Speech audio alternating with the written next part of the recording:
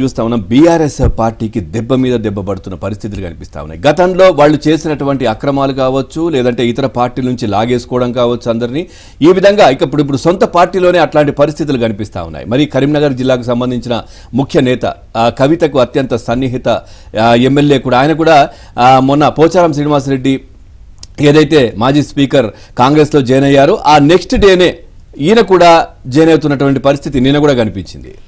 Right, చూద్దాం. BRS లో మరో వికెట్ పడింది. ఆ పార్టీ జగిత్యాల ఎమ్మెల్యే గులాబీ పార్టీ ముఖ్య నేత కవితకు అత్యంత సన్నిహితుడు డాక్టర్ మాకునూరి సంజయ్ కుమార్ కాంగ్రెస్ పార్టీలో చేరారు. సీఎం రేవంత్ రెడ్డి నిన్న రాత్రి తన నివాసంలో మంత్రి పొంగులేటి శ్రీనివాసరెడ్డి, సలహాదారు వేం నరేందర్ రెడ్డి సమక్షంలో ఆయనకు కాంగ్రెస్ కండువా కప్పి పార్టీలోకి ఆహ్వానించారు.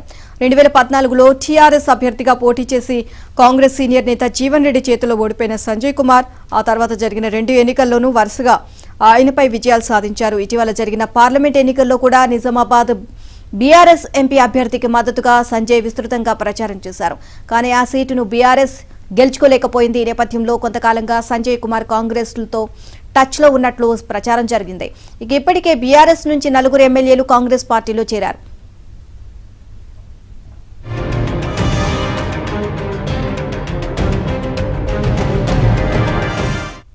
ఇక పోచారం కాంగ్రెస్ లో చేరిన 2వ రోజే మరో పెద్ద వికెట్ పడడం బీఆర్ఎస్ కు షాకే. నిజానికి కరీంనగర్ ఎమ్మెల్యే గంగుల కారు దిగి హస్తం గూటికి చేరడానికి సర్వం సిద్ధమైందంటూ శనివారం విస్తృతంగా ప్రచారం కూడా జరిగింది. అంతలోనే అనూహ్యంగా సంజయ్ కుమార్ కాంగ్రెస్ తీర్థం పుచ్చుకోవడం చర్చనీయాంశంగా మారింది. వీరే కాదు, హైదరాబాద్కు చెందిన పలువురు బీఆర్ఎస్ ఎమ్మెల్యేలు జూలై మొదటి వారంలోగా కాంగ్రెస్లో చేరే అవకాశం ఉన్నట్లు వార్తలైతే వినిపిస్తా ఉన్నాయి.